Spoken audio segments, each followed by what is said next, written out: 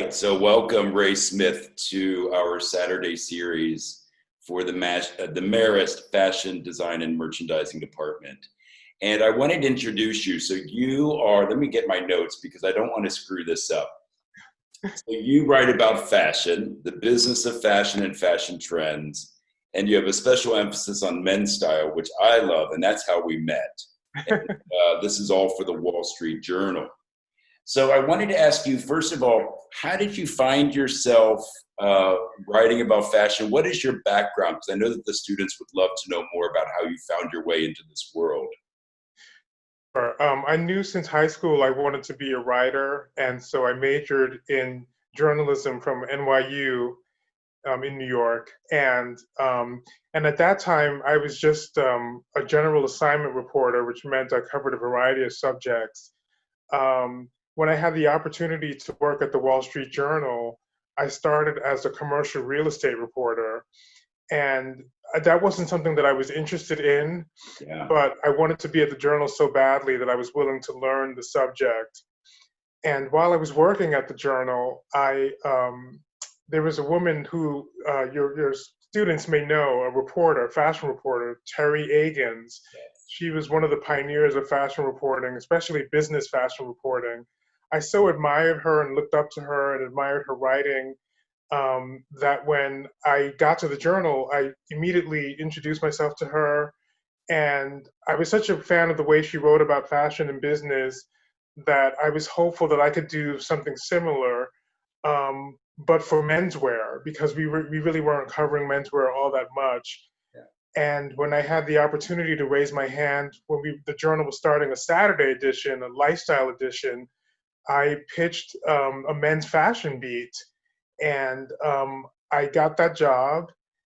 And I continued to cover fashion, men's fashion, for a number of years, and steadily evolved beyond men's fashion into fashion and retail in general. So a lot of it is just where I was at the time, but also seeing what Terry did to inspire me as well. That's amazing. And I think that so many, like in my own experience, so many of the jobs and the connections that I made were being in the right place at the right time, meeting people, and then kind of just hunting them down too. Like I had certain icons that I had to meet, and if I saw them, on the street, I was not shy. And yes, Terry Agins, she is, as you say, a pioneer, and she wrote a fascinating book about the end of fashion, and she really is one of those great voices, and especially writing about the business of fashion, because that is such an unusual and very specific world that I think a lot of designers, merchandisers may know that their part in that world, but to get an overview of what that is so valuable. And how long have you been with the Wall Street Journal now? So I started covering fashion at the Journal in 2005, and I'm smiling because I think it was shortly after I started covering men's fashion that I worked on one of my first stories with you was about men in shorts on the runway. Now that doesn't seem so radical, but back then it was. I think the headline was something like "Men bare legs on the runways," and you were one of the designers who was showing men in shorts, and that was one of the first times that we worked together. Anyway. Oh, that's great. Well, and so I mean, fashion, menswear.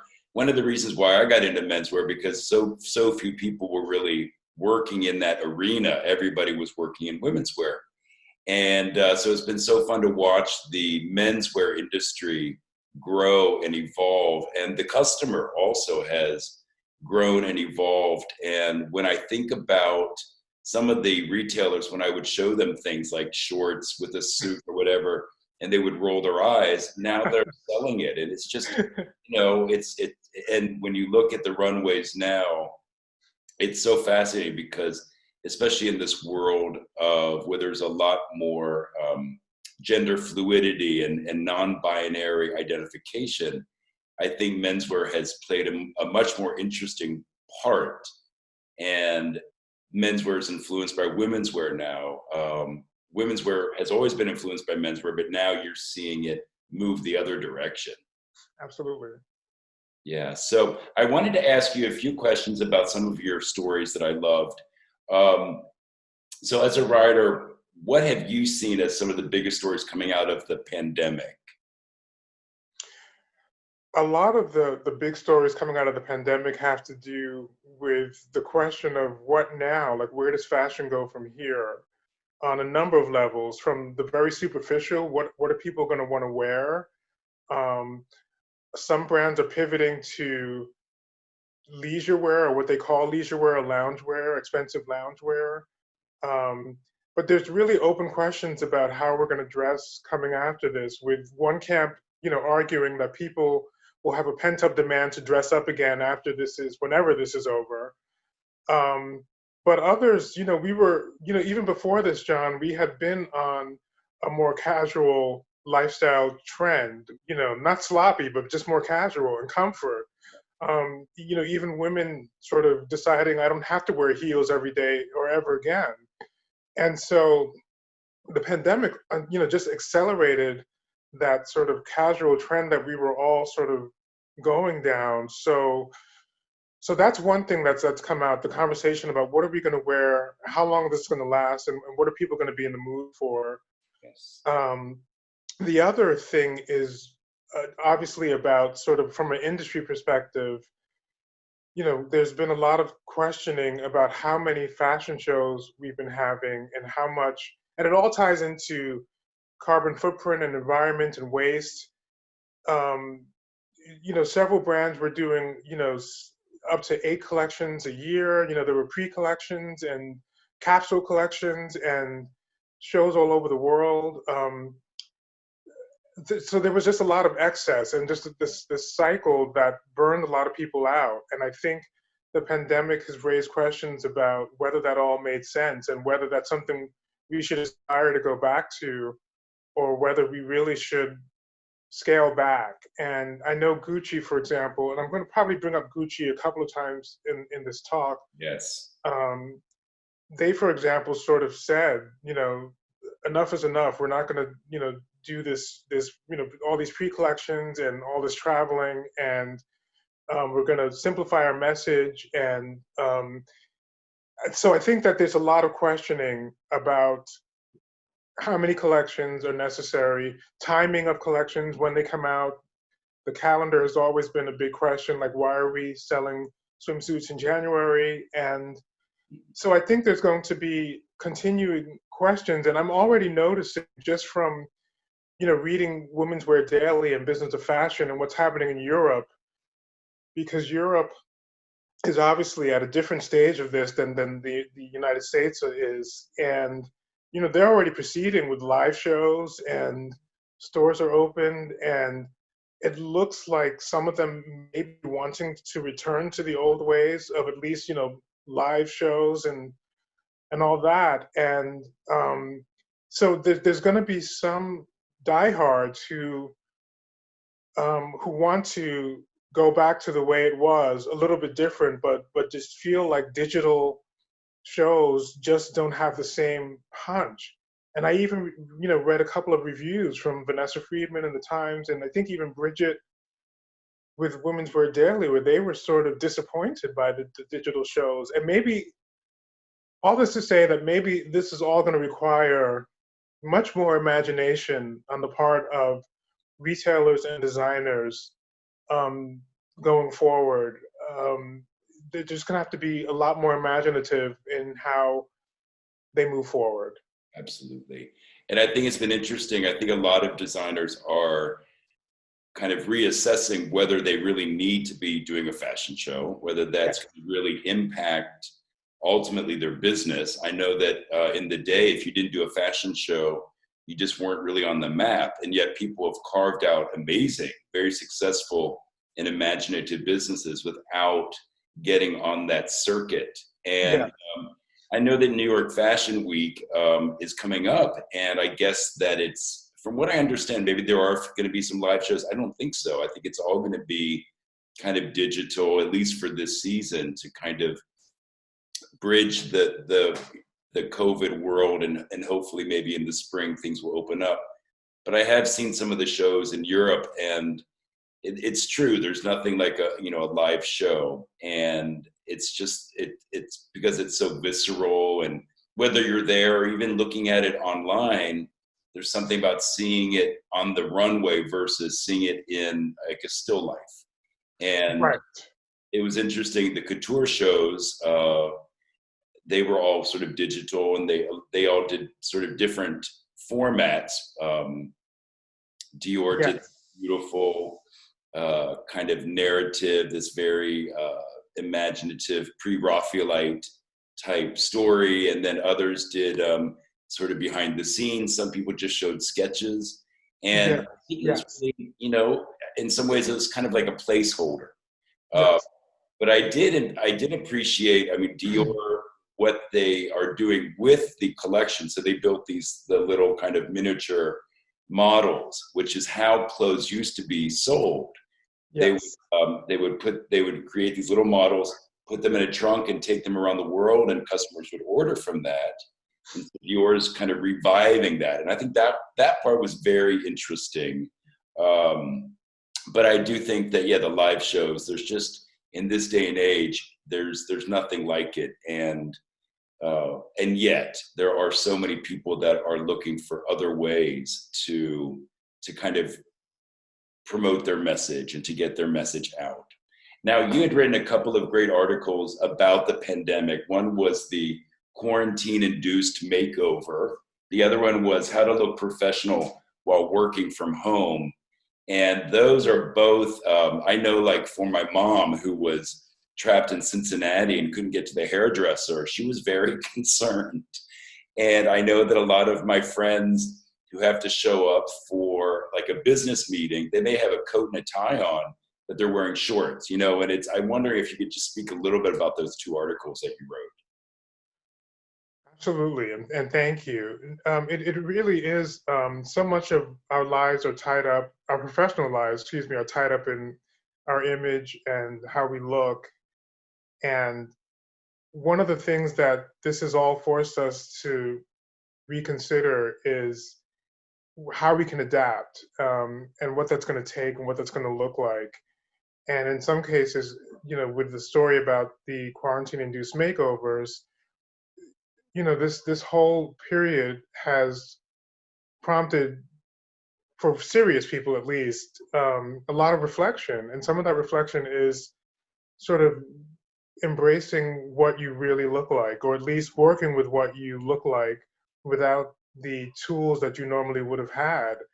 And I think a number of people are really figuring out how to live with themselves in terms of how they really look, and if there's something that they really like, or if they think is not so bad, or um, it's a real learning process, and it's humbling. But I think some people have learned to adapt, and it's really important to just keep perspective on not getting so caught up in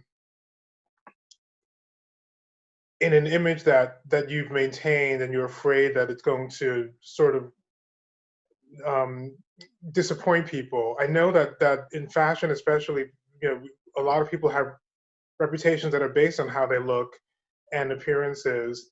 And I think, from what from talking to people, I think it can be refreshing when those same people try to look the best as they can, but also not be tone deaf about it, because we're all in this together and we all have to make this work. And so part of the embracing of what you really look like is almost radical in a way, because it's really signaling that we're all going through this, that I'm not this is the reality for us all, and we all have to make do with what we have.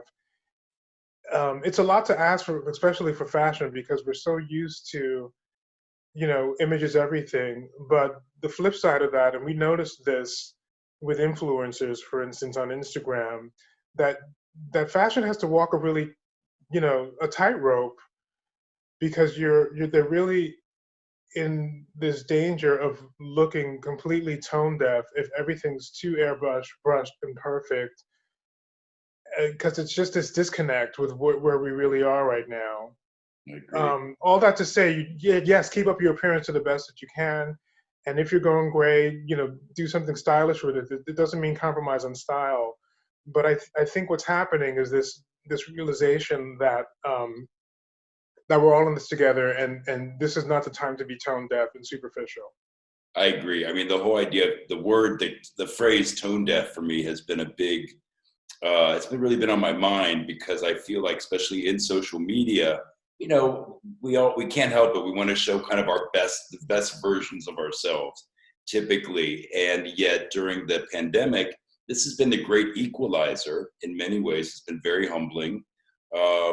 And yet, yes, there's been a lot of tone deafness about, oh, I'm quarantining by my lap pool. And it was just, I think that a lot of that kind of came to the surface. Now, what about the idea of looking professional while working from home? Sure. There's one thing I just wanted to piggyback off of something that you said, and this goes also back to carbon footprint and environment and just slowing down. Um, a lot of people in embracing what they already have or what they look like already. I talked to some people who talked about how much they're saving in money in terms of not going to the hairdresser every week, or not all the makeup products they were buying, or the dermatologist they were seeing, or the clothes the amount of clothes that they didn't really need.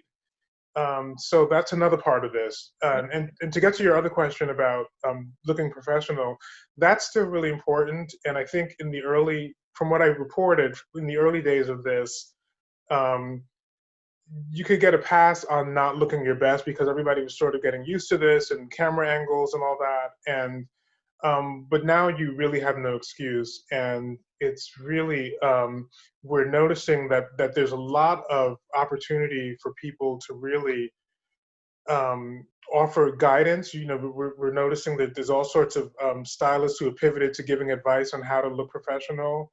Um, and there's simple steps that a lot of people can take, and I think people are realizing that it's really important, because it's we're still all at work, and it's a very uncertain time. And what I mean by that is that we're learning no one is indispensable, at no matter what position we have, whether it's white collar or blue collar. And um, and whether you like it or not, the way you present yourself factors into how you're perceived at work, and the level of professionalism you bring, and how you represent the company. So all that to say that it is really important to make some effort, to show that you put in some effort um, when doing these kinds of calls.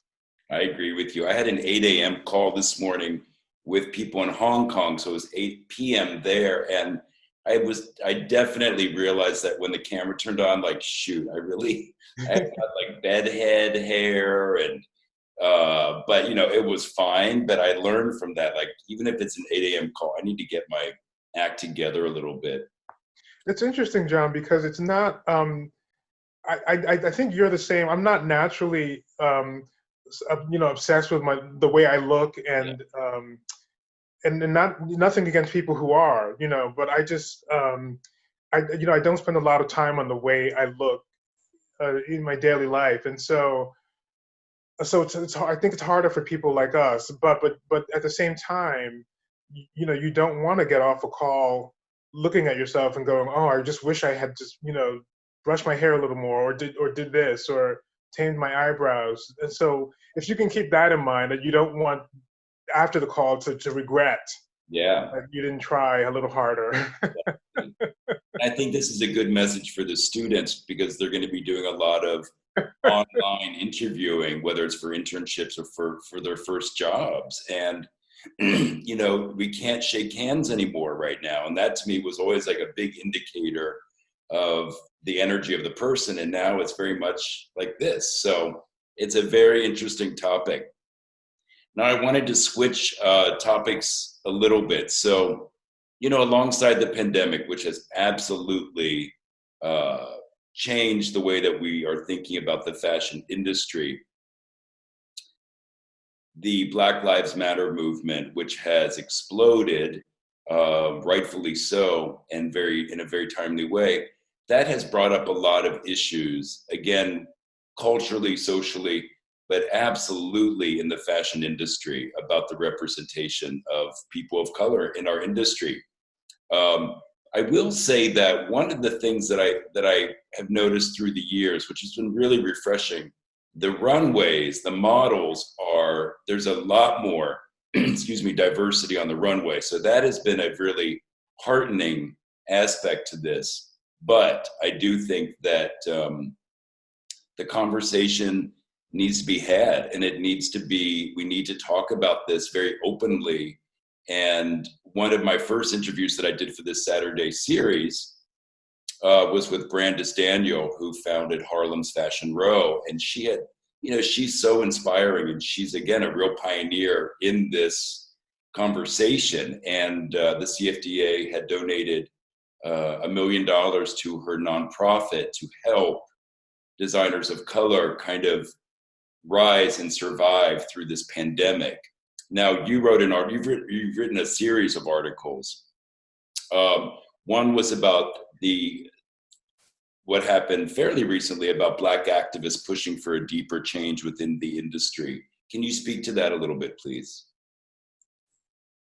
Absolutely, and thank you for that. I talked with a couple of individuals who have, even before this crisis, have been talking about ways to diversify and the fashion industry. Bethan Hardison, for example, the former model, and I think she started her own model agency Yes. at some point, and then and is now doing a lot of advocacy work on this front. Um, and some others that I mentioned in the article. I really thought it was important to get their voices in this conversation for several reasons. One is because they were looking beyond sort of cosmetic changes, and while seeing more minorities on the runways, people of color on the runways, is a great start, and nobody's bashing that. Yeah. They were really targeted on what's happening behind the scenes, meaning in boardrooms and in design studios, and how diverse the behind the scenes staff were, and also whether there were people of color who were also at the table, where where crucial decisions were being made.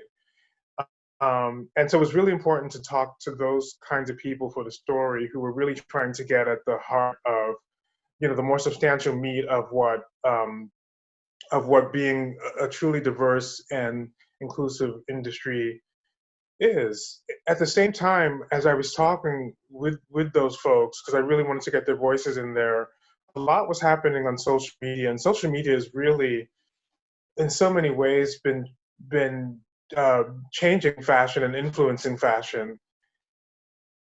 A lot of brands were using social media to promote their diversity efforts after the protest, or protest, excuse me.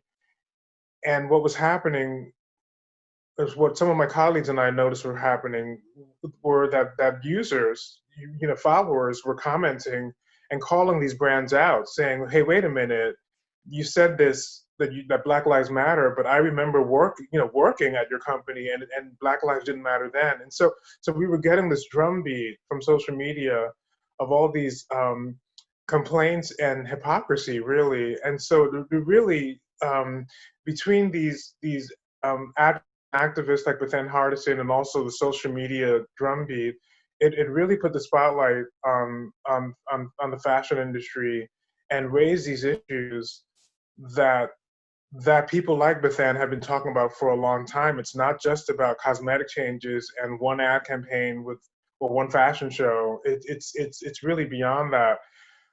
So from that story that we did, and from other stories that some of my colleagues have done, we've seen some moves. at companies like Nike and Adidas, where human resources people were either let go or the companies changed their policies and actually set benchmarks for hiring more people.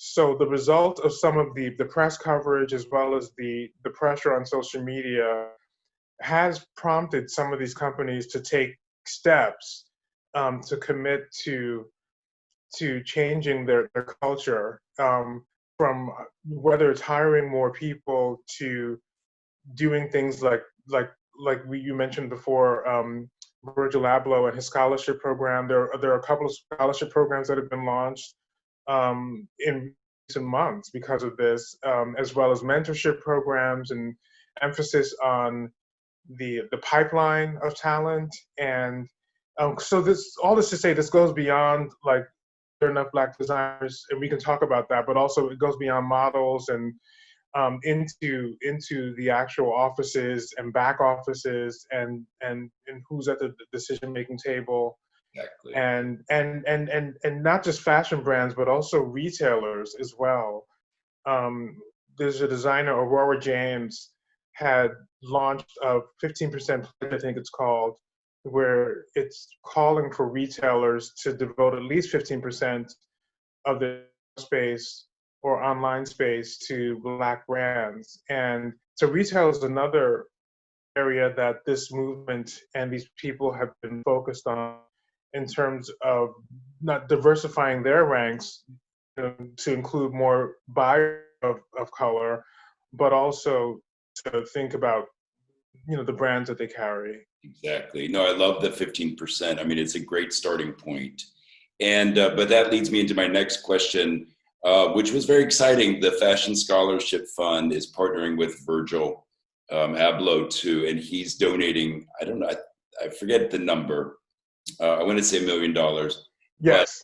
as a scholarship fund specifically for students of color, which is very exciting. And I think that that's going to inspire a lot of students to get involved and participate in the Fashion Scholarship Fund, which has been, Marist has been very involved with them, and they have really been a great supporter of Marist. And that's actually how I first heard of Marist, was through the Fashion Scholarship Fund. Oh. And they do really exciting case studies that the design and merchandising students dive into. And it's an amazing program. So I was so excited to see this new partnership, because it was one of those moments of like, this makes perfect sense, and fantastic for Virgil for really stepping up. I mean, it's incredible. Well, I'm glad you brought that up because, and I have to give credit, excuse me, to Lindsay Peoples Wagner. She's the editor of Teen Vogue, and she and some others started, I think it's called the Black in Fashion Council. Yes. Which is really trying to hold fashion brands to task and accountable on this front. But she's talked about the barrier to entry for a lot of Black students and Black young people who want to be in the fashion industry. And she talks about class a lot, how we have to be frank about this, how, a lot of the white fashion editors at publications, have families who are wealthy, or they don't necessarily have to work, or and so there's already a disadvantage in terms of how fashion has always just sort of had this class problem, where the people who usually get in and get in the door have connection, have money, and have influence already, that just for various reasons wasn't accessible to a lot of Blacks. And so connections and the wealth, that was a big barrier. And so I think what the scholarship fund is and others are doing is really sort of trying to bridge that gap in terms of making sure that others can have similar opportunities, people who lack those kinds of connections and wealth. Absolutely. And I know, yeah, when I first moved to New York, and this is probably still the same. I mean, the opening jobs, because I actually I had gone to Condé Nast. I wanted to work at GQ. This was before I decided to become a designer. And in those days, you had to take a typing test, which I failed miserably. But the starting salary was nothing that any real person could live on. And so, yes, it's true. There definitely is a class discussion that needs to be had. And I really applaud people for, because it's uncomfortable, but I think it's really important to talk about. And at our college at Marist, we're having those very honest discussions and saying that we're not doing enough, but we acknowledge that, and this is what we're going to do. And for the fashion department, a big part of what I want to focus on is reaching out to underserved communities that may not have the opportunity to come to Marist, and really making sure that there's a place for them at the design table, because it starts with school and goes from there. But it really is, we're at a really pivotal time in this industry, and of course in our society. So I'm so glad that you're writing about these. The other article that you wrote that I think is really exciting for the students, you wrote an article about why these Black designers are the future of fashion.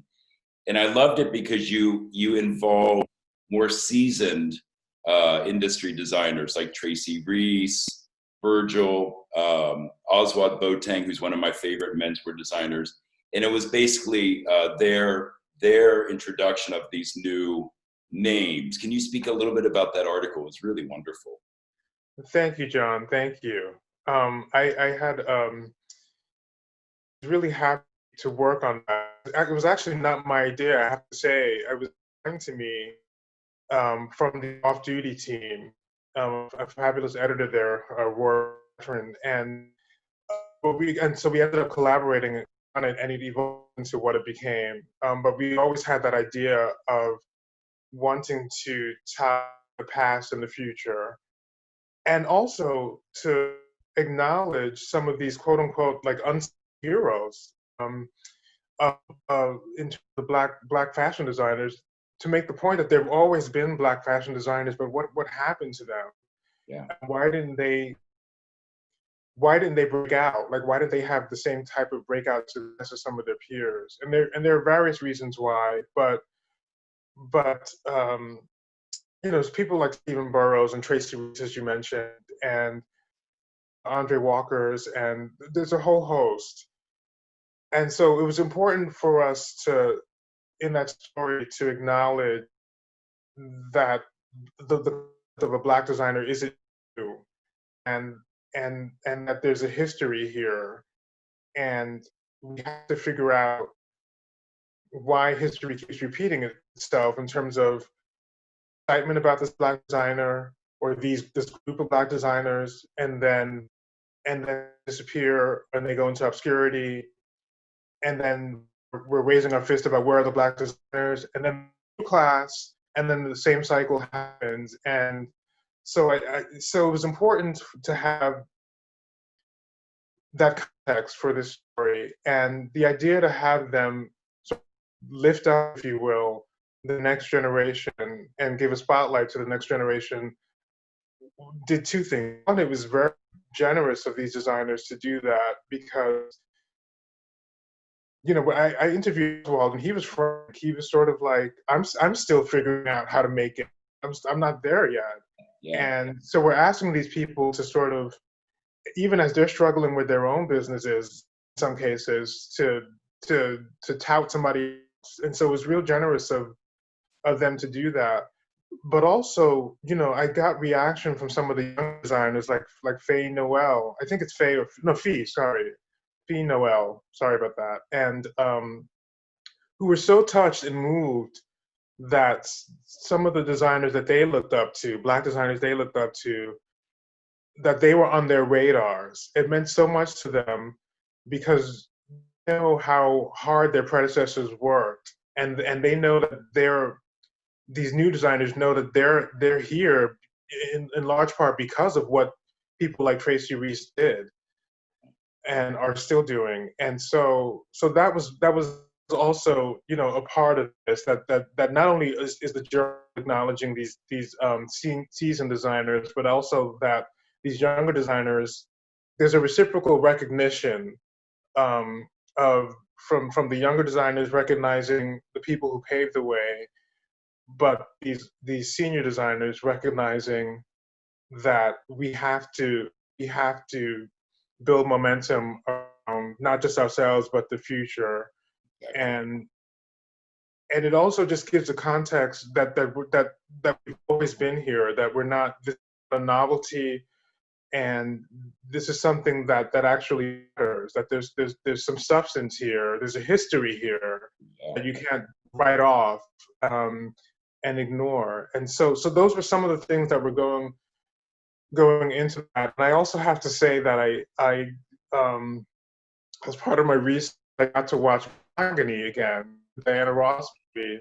Yes. It was fun to watch, but also just really informative because you know, I don't know if you've seen it, John, but Oh, and one of my favorite movies. yeah, it's just and but to think about how groundbreaking that was, um, you know, even though Stephen Burrows was around at that time, it was still a rare sight, and how Diana Ross was already a fashion icon by that point with the Supremes, and so that's so radical in itself. Like Diana Ross's plate, she designed a lot of the costumes in the film, um, telling the story of a black designer, which I don't think we had seen on screen before, and so there were all these elements that I think we were trying to emphasize, that there's a continuum here. This is not a new thing, and there's no reason why, at this point,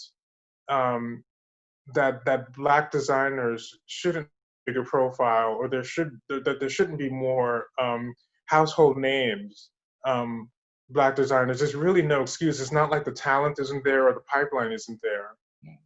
I agree. Yeah, so for the students, I really, and I'm going to put this in my syllabus, but the film Mahogany, I mean, it's a wonderful fashion film, and it speaks to, I mean, it covers a lot of ground, I think, between fashion history, racial tension and diversity, and but I love, she's amazing in that film, and I love that you referenced that. So to wrap this up, Ray, what what is what are some of the things that you might offer up to our students as advice, just about approaching this industry from your standpoint? Anything that you can offer would be gratefully accepted. From what I've been reading and even just researching, it's like the industry is definitely changing, and I think that people have to keep in mind, students have to keep in mind how to adapt quickly. And some of the older ways of participating in the fashion industry are now disrupted. You know, for instance, direct to consumer right now is a bigger part of the business, and it's proving to be more important as retailers are struggling. And I think fashion students really have to think about their futures in how they're going to market. Social media is really big right now. Direct to consumer is really big right now. And it's proving what can happen if something goes wrong in the economy, whether it's a pandemic or something else, that you can know you may not be able to totally rely on department store retailers to grow your business. So that's just something to think about, for all sorts of designers. And the other thing is just to think about how the fashion industry is evolving, from what's happening to what's happening with diversity, but also what's happening with what people are going to want to wear. And so much of right now is focused on comfort, but it's going to take imagination, a lot of imagination, to think outside of the box in terms of what the next iteration of comfort or dressing is going to be. And we have a lot of technology tools at our hands right now that we could probably be pushing more of, whether it's clothing we've already seen some of this tech-enabled clothing, and it's been very experimental so far. But we have to think about adaptive clothing and how it's going to fit into all of our lives as we're sort of now, working more remotely a lot and relying on technology more and thinking about climate change, but also thinking about adaptability. And it even extends to people who, are disabled or have other sorts of challenges. Obviously, the pandemic has put a spotlight on health and health concerns. And if there's a way to think about health and fashion where they intersect, we saw how quickly brands were able to pivot into PPE and mask. And that's just one example of the kinds of things that fashion designers can, or fashion students can think about in the future, how it's not just it is about how things look, but it's also about what clothes and fashion and accessories can do. Um, and there's a lot there, but I think thinking about retail, thinking about adaptability, being your ability to be nimble, and it's scary because all of us are so used to the traditional way of doing fashion, everything from fashion shoots to the magazines and the seasons and the cycles. And I've experienced myself, and John, I'm sure you have too, that the fashion industry evolves and changes, and some of it is forced upon us, and we have to figure out a way to adapt. And so I would just urge that people be willing to adapt to how fast things are changing, and really be flexible. That's great advice. And I do think that the whole idea of being nimble is so important for all of us. And that's just a great life skill to have.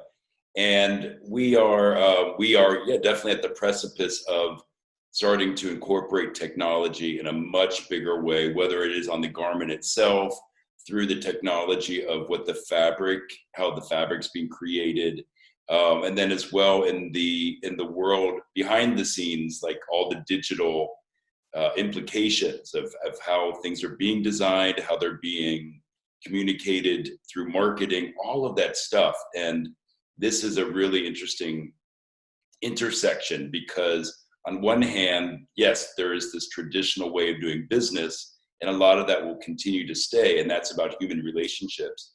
But there's this whole other side of us that I think the new generation of students and people coming into the industry are going to be much more comfortable with and more excited about, which is the technology and the whole aspect of digital presentation, design, marketing, merchandising.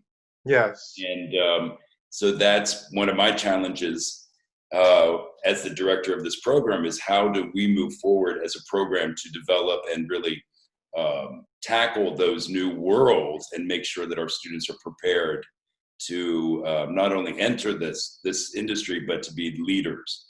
So Ray, I really thank you so much for your time. Oh, thank you. What are you working on right now? I'm curious. Sure. It's funny that you ask. We're still looking at New York Fashion Week is coming up, or supposed to be coming up. It's still they're still figuring out how to proceed with that, and beyond that, the European Fashion Weeks as well. So we're looking at how all of that is going to play out, and we're also we don't know how much longer the U.S. Will be in the state that we're in right now. And so what does that mean for how we dress and how we look, and it all depends on where we're going. Are we going back to the office anytime soon? Are we doing indoor dining? How are we going to be dressing when the weather gets colder? And and how are we going to, and how do masks fit into all of that? And so there's a lot there. Yes, gosh, there sure is. And I know like anything that I'm buying lately, it's been really mask related. Like that's my new accessory. And I have I'm developing a whole collection of them, and it's been really fun to watch how, especially like on Etsy and different people, how they are creating these really interesting, very expressive pieces of fabric, and a lot of them have interesting messages. There's a really great way to be political with a message, and it's a very interesting time. And again, I thank you so much, Ray, for joining us, and I hope that you'll come visit us up at Marist when the world opens up again. I'd love to. Thank you, John. Thank you.